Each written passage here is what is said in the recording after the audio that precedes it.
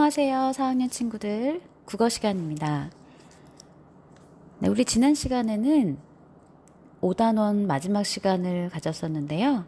선생님이 뭘 주제로 상상하는 글쓰기를 하라고 했죠? 네, 우리 개를 주제로 여러분들이 이야기를 꾸미는 활동을 했어요.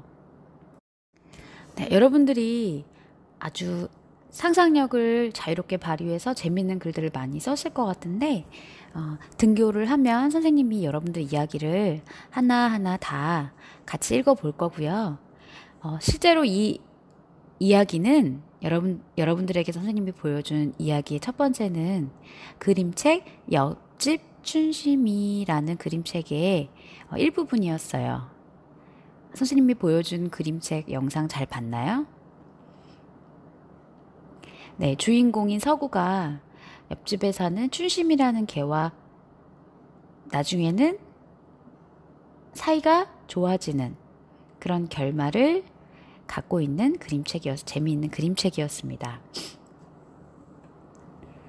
자, 오늘은 5단원이 끝났고 원래는 6단원으로 가야 되는데 순서상 6단원이 무슨 내용이냐면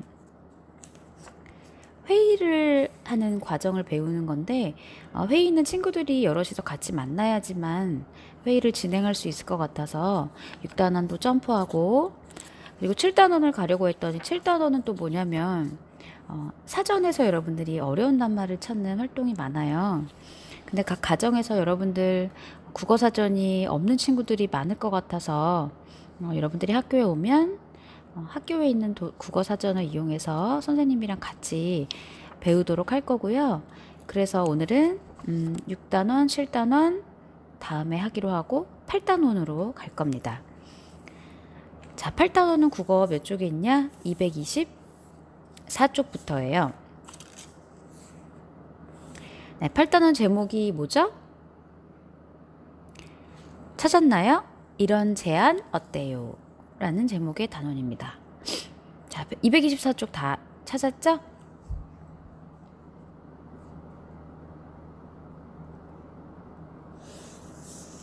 자, 선생님이랑 앞에서 배웠던 의견 말하기 부분하고 아주 밀접한 관련이 있는 단원이라서 여러분들이 연결지어서 생각하면 공부가 더 쉬울 것 같아요. 제안하는 글을 쓰는 단원인데요. 선생님이 사진을 한 장 보여줄 건데 그 사진에 나와 있는 그 글 속에 어떤 제안이 들어가 있는지 한번 같이 볼게요. 자, 아파트 엘리베이터에 붙어져 있는 글이에요. 아파트에서 사는 친구들은 이렇게 누군가 쓴 글이 붙어져 있는 걸 본 친구들이 꽤 많을 것 같은데 선생님도 아파트에 살아서 얼마 전에도 비슷한 글이 올라온 걸 본 적이 있거든요. 자, 글 한번 읽어볼까요? 오늘 새벽 4시부터 7시까지 핸드폰 진동소리 때문에 잠을 잘 수가 없었습니다. 방바닥에 핸드폰을 놓으시고 계속 끄지 않으시면 아랫집에서는 머리가 울릴 정도로 괴롭습니다. 핸드폰을 소리로 해주시거나 방바닥에 핸드폰을 내려놓지 말아주세요. 아니면 금방 꺼주시던지요. 같이 여럿이 사는 공동주택이니 서로 배려해 주시면서 살아가면 좋을 것 같습니다. 부탁드립니다. 웃음 웃음.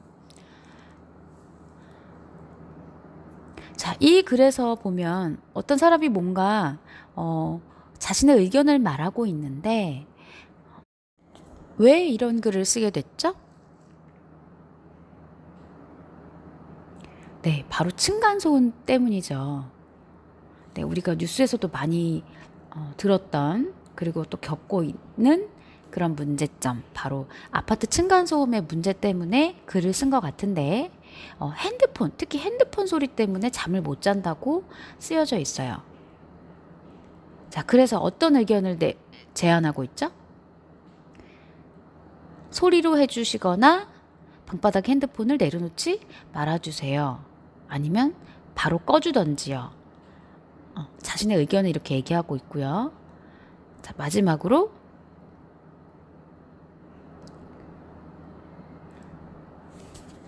서로 배려해 주시면서 살아가면 좋을 것 같습니다. 라고 마무리를 짓고 있어요. 네, 이 사람이 핸드폰 소리 때문에 윗집에서 들리는 핸드폰 소리 때문에 너무 괴로워서 서로 배려하면서 살자라는 제안하는 글을 이렇게 써서 붙였네요. 네, 우리 주변에서도 쉽게 접할 수 있는 그런 글입니다. 그리고 여러분들도 이런 문제를 경험하면 당연히 이런 글을 쓰는 상황이 생길 수도 있겠죠.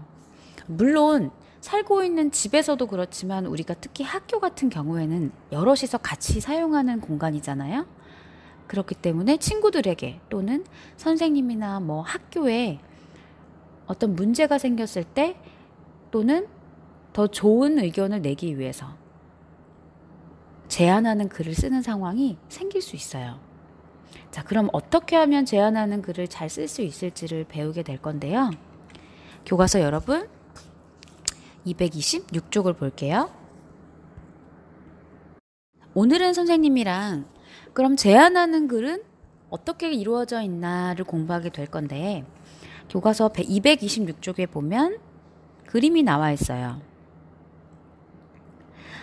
자, 저기에 나오는 남자아이가 진영인 것 같은데요. 진영이와 여동생 이 둘이서 화단을 보고 인상을 찌푸리고 있네요. 자, 이 화단은 진영이네 집 앞에 있는 화단인데 어떤 문제가 생긴 것 같아요. 그래서 진영이가 글을 쓰는 과정인데 여기 먼저 선생님이 들려줄 거예요. 듣기 전에 밑에 있는 문제를 1, 2, 3번 문제를 여러분들이 해결하면 되는데요. 자, 그러면 듣기 전에 우리 문제부터 읽어볼까요? 괄호 1번 그림 아래쪽 괄호 1번 지난 주말에 진영이는 무엇을 했나요? 2번 진영이와 동생이 실망한 까닭은 무엇인가요? 네, 진영이랑 동생이랑 화단을 보고 아마 뭔가 실망한 것 같은데 이 부분은 어떤 문제 상황이 되겠죠? 그 다음 그 문제를 가지고 이제 진영이가 이제 해결을 하고 싶은 것 같아요. 문제 3번 볼게요. 진영이는 문제를 어떻게 해결하기로 했나요? 자, 문제를 보고 진영이가 어떻게 해결하려고 했는지 자, 이 부분, 이 세 가지 부분을 유념하면서 그러면 들어볼게요. 선생님은 총 2번 들려줄 거예요. 들으면서 문제에 답변해 볼게요. 연필 준비하고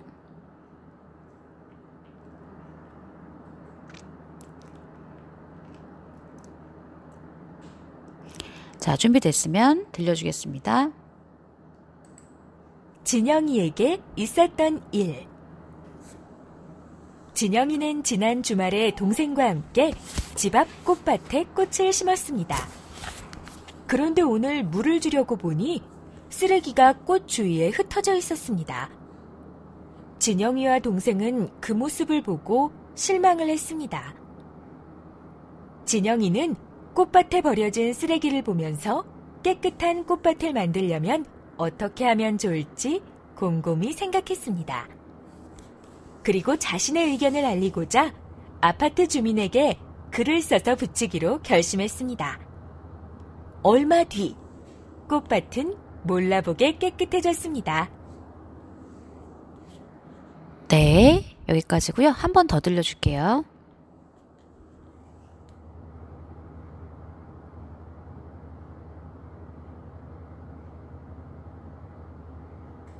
진영이에게 있었던 일. 진영이는 지난 주말에 동생과 함께 집 앞 꽃밭에 꽃을 심었습니다. 그런데 오늘 물을 주려고 보니 쓰레기가 꽃 주위에 흩어져 있었습니다. 진영이와 동생은 그 모습을 보고 실망을 했습니다. 진영이는 꽃밭에 버려진 쓰레기를 보면서 깨끗한 꽃밭을 만들려면 어떻게 하면 좋을지 곰곰이 생각했습니다. 그리고 자신의 의견을 알리고자 아파트 주민에게 글을 써서 붙이기로 결심했습니다. 얼마 뒤 꽃밭은 몰라보게 깨끗해졌습니다. 네. 자, 1, 2, 3분 다 해결했나요? 선생님이랑 같이 답을 확인해 볼게요. 자, 1번. 지난 주말에 진영이는 무엇을 했죠?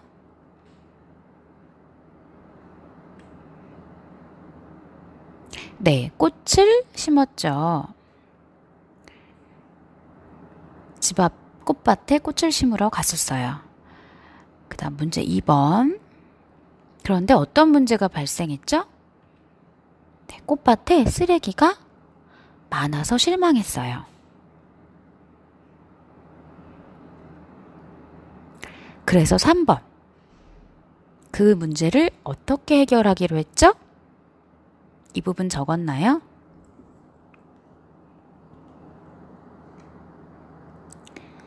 네. 아파트 주민들에게 글을 써서 붙이기로 했었습니다. 이게 바로 제안하는 글쓰기가 될 건데요.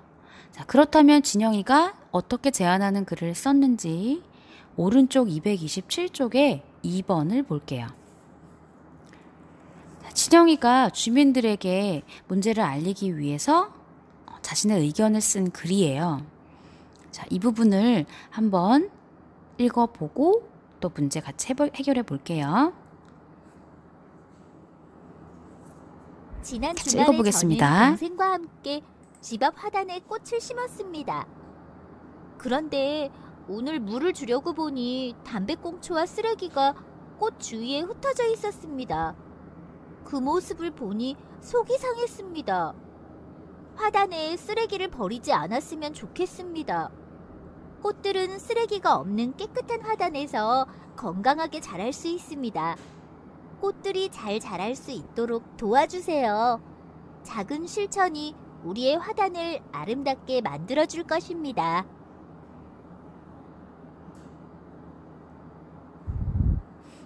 네, 아주 문제 상황과 의견, 그리고 이유, 그리고 상대방이 읽는 사람이 마음을 배려하는 것까지 아주 완벽하게 글을 잘 썼어요. 네, 이렇게 글을 쓰면 보는 사람들까지도 이런 문제가 있었구나, 고쳐야 되겠다라는 생각이 저절로 들 것 같아요. 자, 그럼 우리 글을 한번 자세히 볼게요. 자, 글 속에 먼저 문제 상황이라고 적은 문장이 있는데 여러분들 찾을 수 있나요? 자, 어떤 문제가 있었는지 그것을 이야기하고 있는 문장에 여러분들이 연필로 밑줄을 한번 그어 보겠습니다.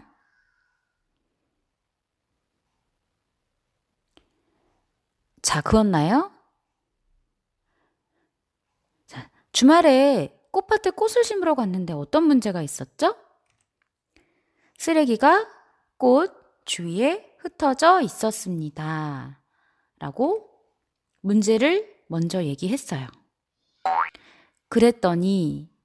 그래서 진영이의 의견은 어느 부분일까요? 의견이 드러난 부분에 또 밑줄 쳐보세요.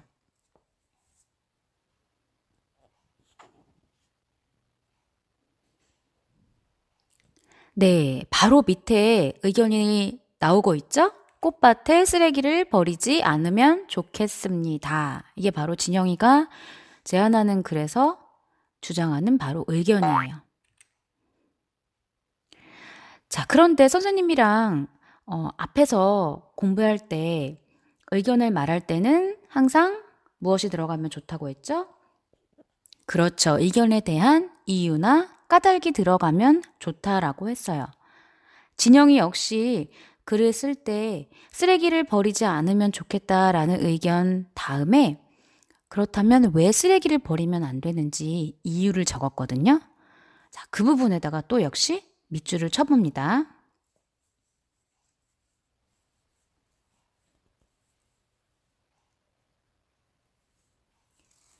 됐나요? 네, 왜 쓰레기를 버리면 안 되죠? 바로 다음에 나와요. 꽃은 쓰레기가 없는 깨끗한 꽃밭에서 건강하게 자랄 수 있습니다. 뭐 있기 때문입니다. 라고 적었어도 되겠죠.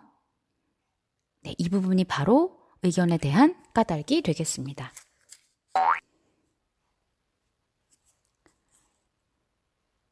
자, 여러분들이 선생님하고 같이 밑줄을 쳤으니까 뒤쪽에 228쪽의 문제도 쉽게 해결할 수 있을 것 같아요. 자, 228쪽으로 넘어가요. 문제 3번. 보기에 말을 알맞은 곳에 넣어보자 그랬어요. 자, 밑에 빈칸 3칸이 있는데 빈칸에 들어갈 말을 위에 보기에 3가지 중에서 골라서 적으면 됩니다. 자, 그러면 선생님이랑 아까 앞에서 했기 때문에 아마 쉽게 바로 정답이 나올 거예요. 적어볼게요.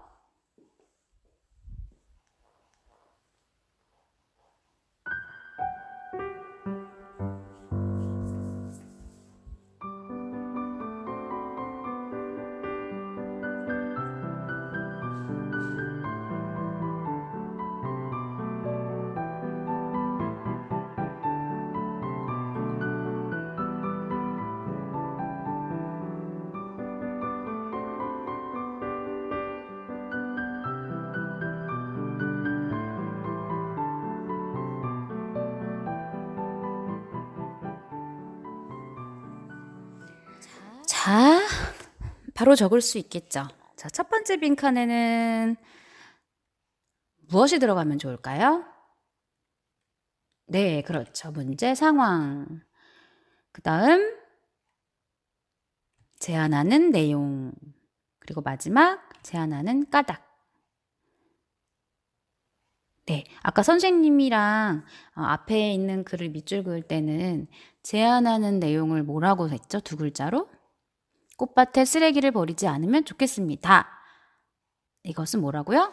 네, 의견이라고 했어요. 의견. 바로 진영이가 주민들에게 주장하는 의견이 되겠습니다. 의견이라고 해도 맞아요. 또는 제안도 괜찮고요.